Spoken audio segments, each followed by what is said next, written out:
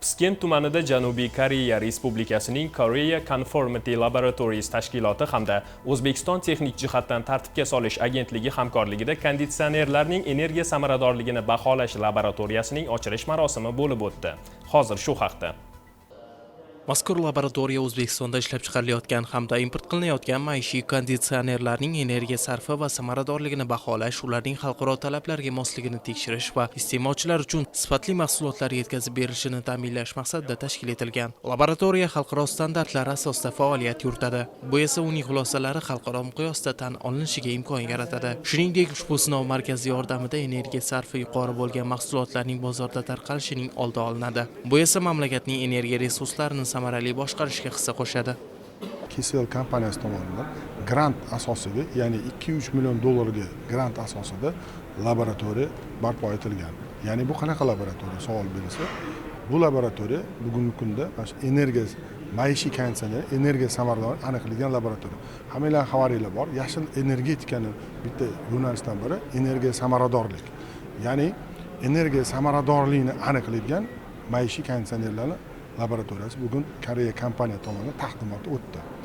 Endi bu laboratoriya nima afzalliklariga ega? Bu 1 yil ichida o'rtacha O'zbekistonga 1 milliondan oshiq konditsioner almashiladi.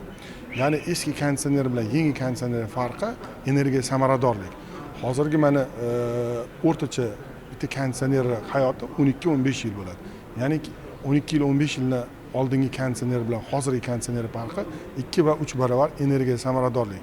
Ya'ni oldin bitta konditsioner ishlatadigan bo'lsangiz, hozir 3 ta konditsionerni yo 2 ta yo 3 ta konditsioner ishlatsangiz bo'ladi. O'sha energiya samaradorlik sinfi yuqori bo'lsa, ya'ni bu laboratoriya orqali shu sinfini aniqlash mumkin.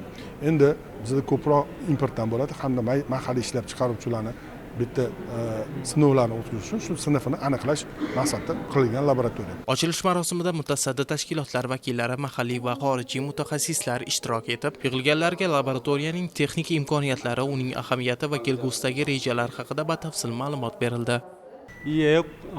반갑습니다. 저는 Bugun biz konditsionerlarning energiya samaradorligini baholash bo'yicha xalqaro akkreditatsiyadan o'tgan sinov laboratoriyasining ochilish marosimida ishtirok etmoqdamiz.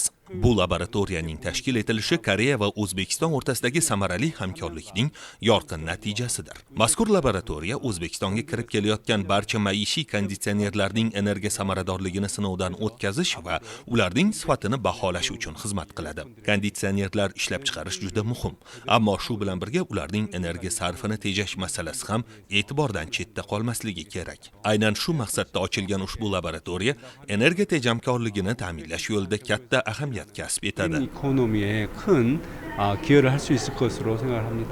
Tadbir doirasida Janubiy Koreya mutaxassislari energiya samaradorligi bo'yicha xalqaro tajriba va ilg'or texnologiyalar haqida ma'ruza qilishdi. Yangi laboratoriyaning ishga tushirilishi O'zbekistonda energiya tejashga yo'naltirilgan texnologiyalarni joriy etish, mahalliy ishlab chiqaruvchilarning eksport salohiyatini oshirish va xalqaro standartlarga mos mahsulotlar yaratish yo'nalishida muhim qadam bo'ldi.